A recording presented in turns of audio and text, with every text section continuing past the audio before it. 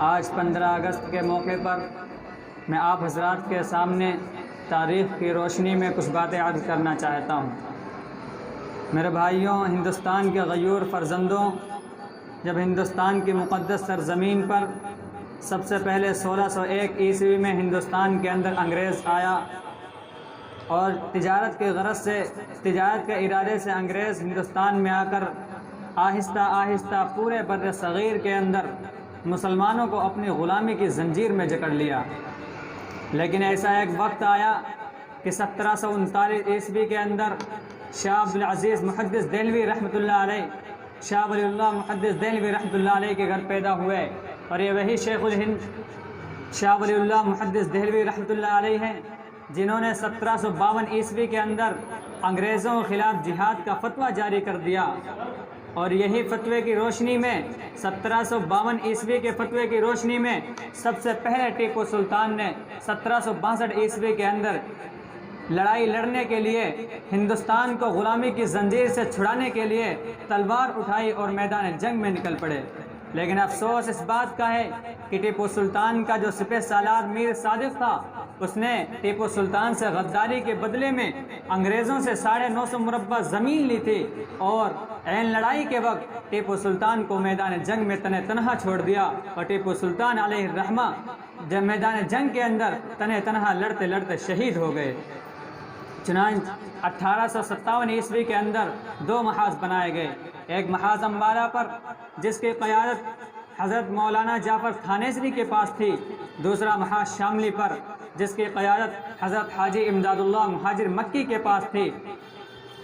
اس جنگ کے اندر بڑے بڑے علماء صلح شہید و زخمی ہوئے، اسی جنگ کے اندر مولانا نانوتوی زخمی ہوئے، اسی جنگ کے اندر مولانا گنگوہی زخمی ہوئے، اسی جنگ کے اندر حافظ ضامن شہید ہوئے۔ اسی 1857 عیسوی کی جنگ آزادی میں 2 لاکھ مسلمان شہید ہو گئے، جن میں 51,500 علماء کرام تھے۔ صرف دہلی کے اندر 5 علماء کو پھانسی کے پھندوں پر لٹکا دیا گیا۔ میں بات کو مختصر کرتا ہوں، وقت کی قلت ہونے کی وجہ سے میں بات کو سمیٹتا ہوں۔ دوستوں، جب ہندوستان کے اندر انگریزوں کی بات نہیں چلی، جب انہوں نے یہ سوچا کہ ہم یہاں ہندوستان کے اندر حکومت نہیں کر پائیں گے، تو انہوں نے ہندوستان کے مشیروں سے رائے طلب کی کہ بتاؤ ہندوستان کے اندر ہماری حکومت کیسے قائم رہ سکتی ہے۔ تو ہندوستان میں رہنے والے سب سے بڑے سیاستداں ڈاکٹر ولیم یور نے جو رپورٹ پیش کی تھی، اس میں لکھا ہوا تھا کہ اگر تم ہندوستان کے اندر حکومت قائم کرنا چاہتے ہو تو سب سے پہلے مسلمانوں کو ختم کرنا ہوگا، اور مسلمانوں کو ختم کرنے سے پہلے ایک اور چیز کا ختم کرنا ضروری ہے، وہ یہ ہے کہ ہندوستان سے علماء اور قرآن کو ختم کر دیا جائے۔ چنانچہ 1861 عیسوی کے اندر 3 لاکھ قرآن کریم کے نسخے بدبخت انگریزوں نے جلا ڈالے، اور اس کے بعد ہندوستان سے علماء کو ختم کرنے کا فیصلہ کر لیا۔ میرے دوستوں، اس ہندوستان کی آزادی کے لیے ہمارے اکابرین نے، ہمارے علماء کرام نے اپنے خون جگر سے اس ہندوستان کو سینچا ہے، اس شجر آزادی کو سینچا اور پروان چڑھایا ہے۔ ہمارے اکابرین نے بڑی بڑی قربانیاں پیش کی ہیں، جن کی نظیریں پیش کرنے سے تاریخ امم عاجز و قاصر اور عقل انسانی حیران شدر رہ جاتی ہے۔ لیکن افسوس سر افسوس، آج نہیں علماء اکرام کو دہشت گرد کہا جاتا ہے، آج نہیں علماء اکرام کو دیش کا غدار کہا جاتا ہے۔ یہ وہی علماء اکرام ہیں جنہوں نے ہندوستان کو غلاموں کی زنجیر سے چھڑانے کے لیے، انگریزوں کی زنجیر سے آزاد کرانے کے لیے اپنی جان کی پرواہ نہیں کی، اپنے خون کو پانی کی طرح بہایا، اپنے بچوں کو یتیم کر دیا، اپنے بیویوں کو بیوہ کر دیا، ہر طرح سے اپنی جان کو قربان کر دیا، صرف اور صرف اس ہندوستان کو آزاد کرانے کے لیے۔ بہرحال میرے دوستوں، میں بس اتنا کہنا چاہوں گا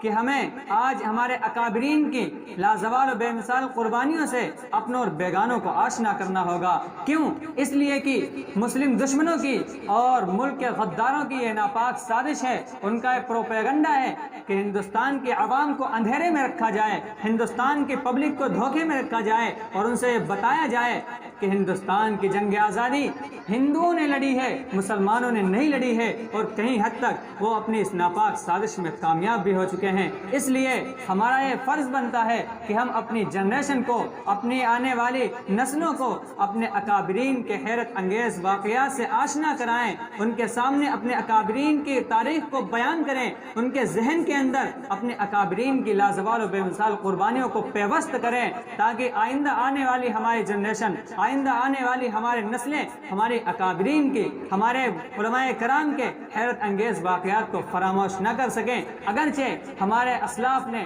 اپنی زبان و قال و حال دونوں سے کہہ دیا ہے، نہیں منت کشے تابے شنیدن داستاں میری، نہیں منت کشے تابے شنیدن داستاں میری، خاموشی گفتگو ہے بے زبانی ہے زباں میری، پر اٹھائے کچھ برق لالا نے، کچھ نرگس نے، کچھ گل نے، چمن میں ہر طرف بکھری ہوئی ہے داستاں میری۔